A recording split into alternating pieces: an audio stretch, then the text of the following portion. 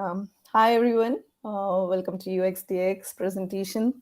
The topic that I would like to speak about today is the digital divide, and let's dig in deep. The topic is deep digital divide. Can design bridge it? By the way, I'm Prathima Inolu. I'm the chief designer and co-founder of Divami Design Labs.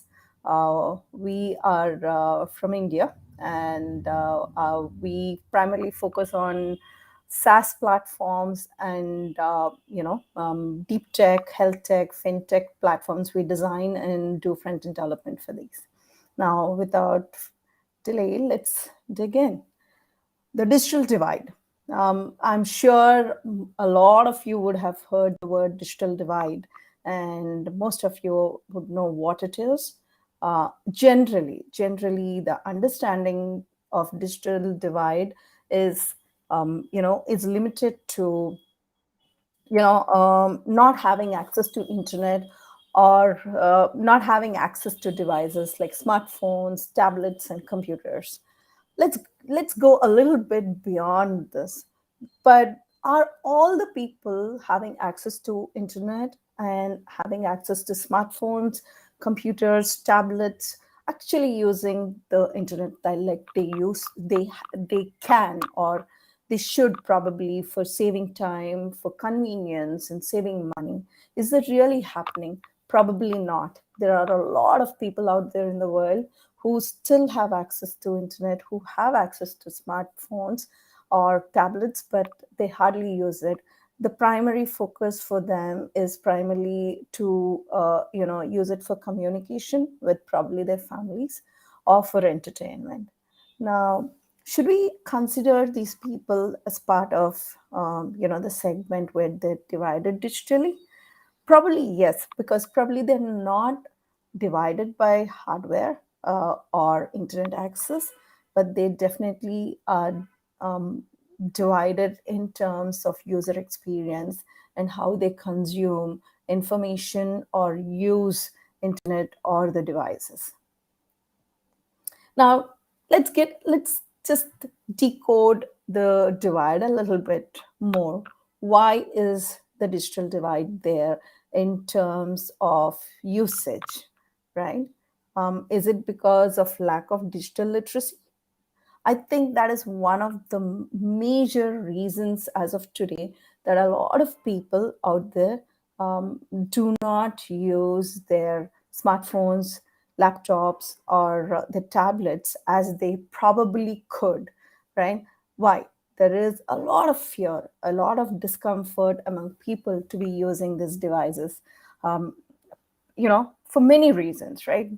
They are not yet comfortable with it, or we as designers have not yet made them comfortable using all these applications that exist out there. Fear in turn boils down to not having trust, which again, why don't they trust, right? They do not probably trust using the smartphones or the digital world yet, probably because they still think they still think the old ways are the better ways. They still prefer the traditional ways. Is it because the digital platforms are not enabling them? Probably they are, but maybe we are not yet showing the value to them. We are not yet making them comfortable on these applications. So one of the key reasons a lot of people, when we did talk to them as to why they are not yet comfortable using their applications for paying or applications for using for their work, they clearly said that they actually are not comfortable using them because they don't know how to use them. The apps are not yet made for them. This is one of the key reasons that is they said that they would rather do things the traditional way because they don't yet, while they see value, some of them, while they see value, they don't yet know how to use them. So the apps have not built for them is one of the key reasons that a lot of people did mention. Apart from that, what other things could be the reasons? The physical age, definitely. and also having limited exposure, which in turn is we are not actually stepping into their world to help them out, to make them comfortable in the digital world. So if we have to dig a little more deeper into the factors that are impacting the divide, right? One is demographics, geographics. We probably are not understanding the complete needs and pain points. Apart from that, there are a few more things that definitely add a lot of value, which is the psychometrics part of it. We necessarily are not understanding them as to what their requirements are, what is their day like, when do they feel comfortable using the smartphone. Somebody is comfortable probably using it for communication. I've seen a lot of them do video calls. They are very comfortable with messaging, probably because even when the smartphones didn't exist, the traditional small phones without the internet access still had SMS, and they were still able to message, and they find it still comfortable to be messaging. So probably adaptation to any applications related to messaging like WhatsApp and stuff, they're easily able to adapt to it. For the video calling, they're very comfortable, probably because it was an extension of their usual calling, and they love to see their loved ones, or in over the video rather than just speak to them on calls. So probably that's where they were able to adapt to those kind of applications quite easily. But when it comes to other applications, especially where the money is involved, like the bank applications, the trust factor is not there. It is not only because that they have limited access to the machines, but also that they have faced certain issues, or they hear a lot of things happening around the world where people lost their money. People were asked to share their passwords, and they did, and they lost their money. So there is a lot of things involved. So the past experiences or the information that we carry along with us definitely defines our usage patterns. So we absolutely have to focus on the psychometrics. We need to understand where they are from, what their experiences are, how they have how they lead their day, what makes them anxious, what makes them happy, what makes them comfortable. These are the things that we definitely need to understand. Along with it, firmographics. This is something we definitely have to focus on, especially when we are designing applications that they can use at work. I'll dig in a little more into it a little later, but for working population, especially the blue collared employees, we need to figure out how to make them comfortable by enabling them, empowering them with the digital applications. Market influence, of course, the market influence is always there. It is all about what the world is doing around them. And if we are able to help them, guide them in the right manner, and show them the value of using the digital applications, I think that adoption would be a lot faster. So, who are the main people or the personas that are, impacted by the divide, or part of this big division, right? People who are tech savvy, who are very comfortable using applications, and there are people who are not at all comfortable using the applications. Senior citizens, again, this is not generalization, but having said that, holistically, when you observe, throughout the world, irrespective of their geography, whether they come from, whether they are in US, or whether they are in India, or Thailand, senior citizens have not used digital devices for a very long time. They started adopting to them only about 10, 15 years ago. So they necessarily have not been using them all their life. It is only once they have, after the middle age, or a little after their 50s and 60s, that they started using them. And they find it extremely hard to interact with the digital devices. The reason being, a device, end of the day, does not personify a person. They're more comfortable talking to people, getting work done through people rather than through devices. They enjoy that interaction with the devices. Blue collar workers. This is a classic example. Usually, yes, their educational background does impact. Again, there are always exceptions. There are highly educated people who are also who are blue collared employees.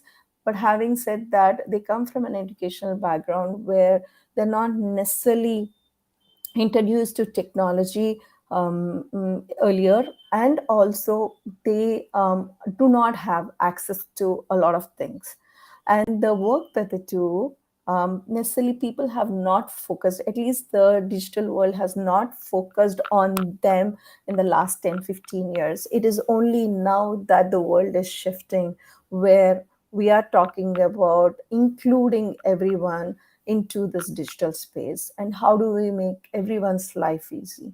So the during the initial years of the the boom of the digital technologies, or the boom of internet, we highly focused on people who were tech savvy, people who had absolutely access to computer gadgets, and enable them and empower them. So but now, things are changing, and pretty soon I think we will be there where we would be able to include everybody around the world. Homemakers, absolutely. I mean, this I don't have to speak probably about their financial background. And underdeveloped countries, to begin with, having access to these gadgets itself is limited in underdeveloped countries, not everywhere, but yes. Now, if you see the penetration of smartphones in third world countries, it's much faster than actually in US. So there are reports which show either way, but then definitely underdeveloped countries, people still are not tech savvy, or they're not comfortable using technology yet. So how do we build this gap? How do we bridge this divide?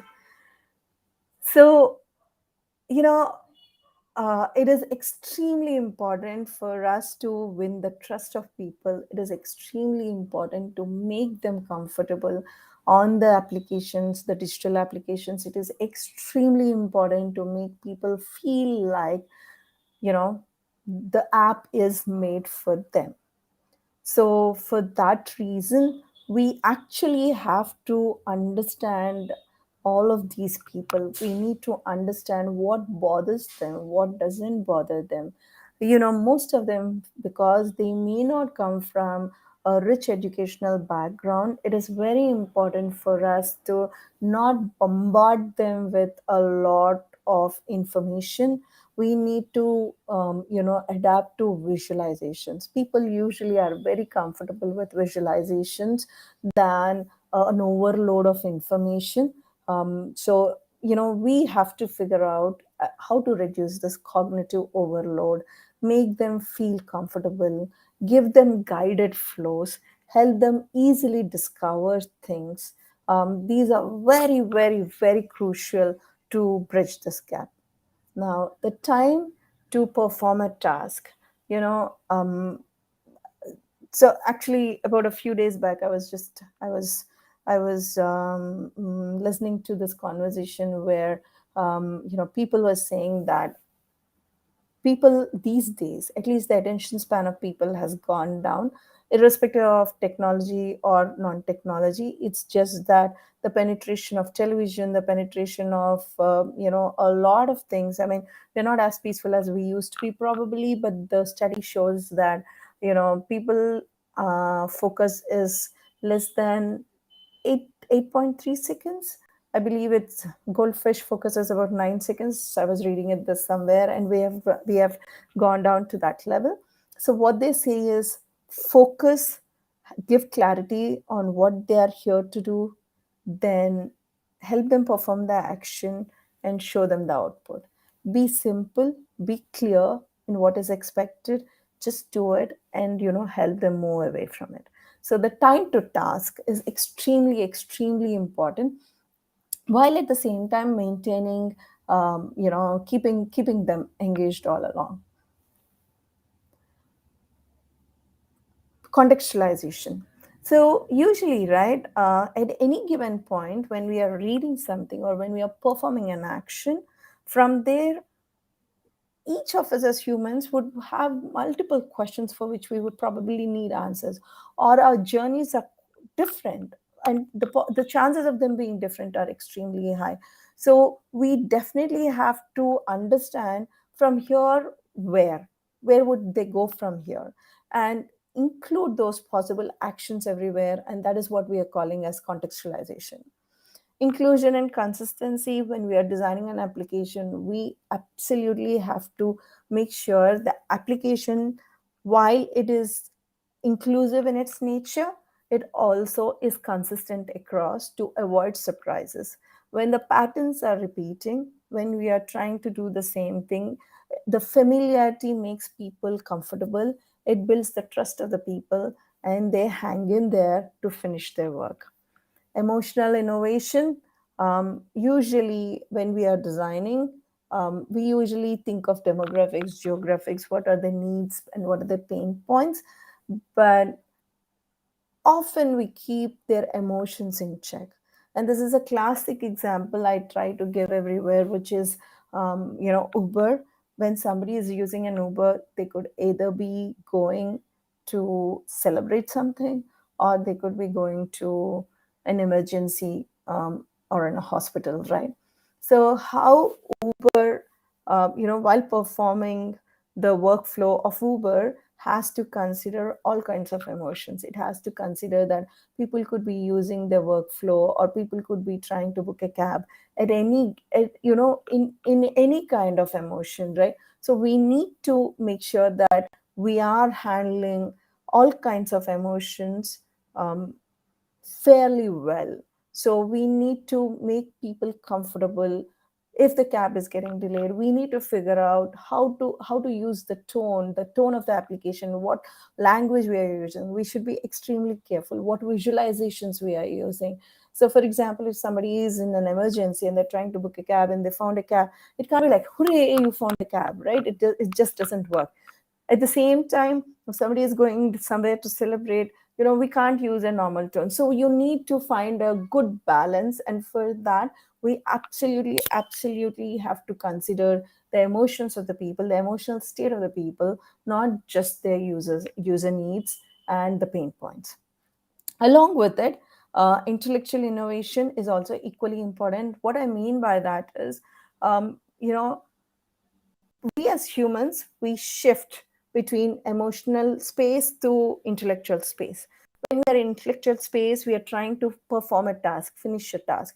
When we are in an emotional state, our logic kind of, it kind of degrades in a sense. So we need to figure out how to balance both intellectual, um, you know persona part of it, as well as the emotions of the users. Education, value delivery, we did discuss this. Trust, security, trust. I mean, end of the day, our applications have to be designed in such a way that we win the trust. And the personas, we definitely have to keep them in mind while we are trying to win their trust. And the voice for accessibility is also extremely crucial. So one of the key things that I believe could make a huge difference to bridge this divide is voice enablement, and support all possible languages, because not all people are comfortable with English, and not all people are comfortable writing and typing. So if we could enable voice, I think we will be able to take it to the next level. I'll just take a simple case study. In fact, we have been working on a couple of projects.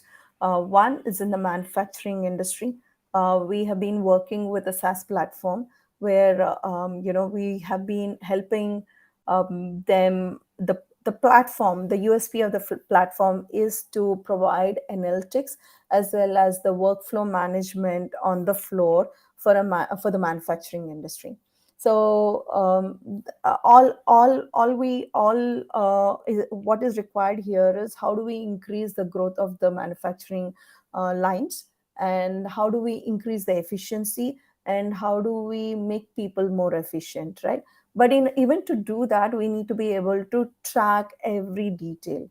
And in order to track every detail, we need the employees in most of the manufacturing industries are, are blue collared employees, and they are not tech savvy. They do not like using digital applications. They do not like using the phones or the tablets. They prefer still pen and paper. They prefer writing everything. But because of that, there is a lot of gap in terms of growth, for because end of the day, in a manufacturing unit there are only certain lines there, and you can grow only by increasing the efficiency of these lines. When I say line, it is the manufacturing, for example, of a bolt. There is a certain steps. It's a sequence of 7 steps, and in the sequence of 7 steps, you have to use that line.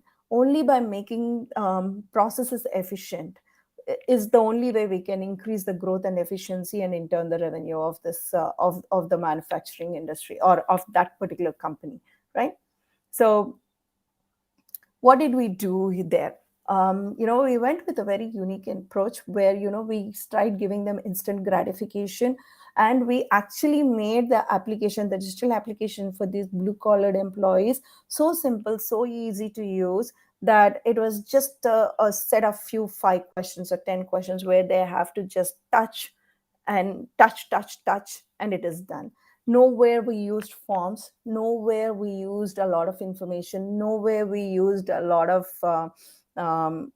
input taking. And pretty much anywhere they needed help, we gave them the guided flows. It was like one step, click, second step, click, third step, click, boom, you're done, and that's it. So they found that this is a lot easier than using the old pen and paper way and submitting the paper, and if it is lost, so they understand the value of it, and they really appreciated it. So the minimalistic design and the simple workflows paid off in this particular case.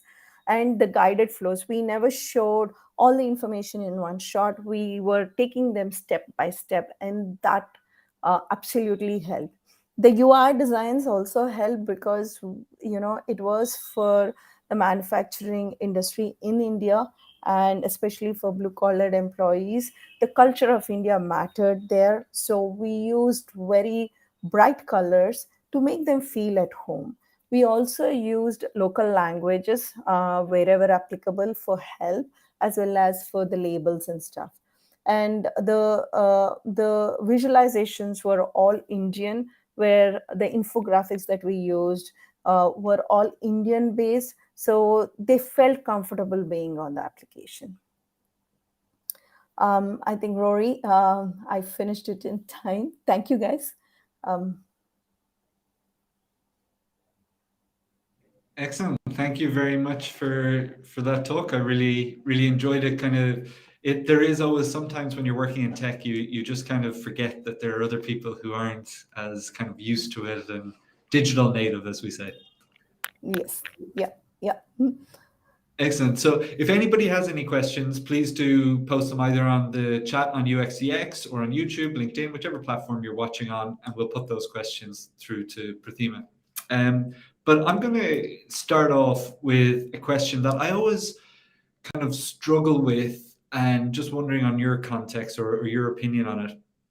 When you make it super simple, as you were describing, and like there's a reason for that, is to make it very easy for people to use. There's sometimes a balance between, like, let's say a power user and you're slowing them down. Like, so somebody who really knows how to use it. How do you get that balance between making it easy for the people who aren't very savvy, but also enabling somebody who is savvy, not frustrating them with going too slow? Rory, so first of all, we need to create personas, right? We need to understand the SaaS platform that I was talking about, it is being used in a manufacturing industry. right? And in the manufacturing industry, there is an employee on the line trying to, check the quality of each and every nut. And there are employees who are trying to, separate all the bolts and nuts, right? For example. And then they have a supervisor on top of them. Then the supervisor has a manager. The supervisor is typically responsible for one or more lines of manufacturing. The supervisor reports to a manager who is responsible for a floor. The manager respond, and so on, right, till the CXO level. So when we are designing, we have to understand what exactly do they want on this application. Be precise, to the point. Now, the person who is on the line and trying to do their work, they are only interested in finishing of their work, right?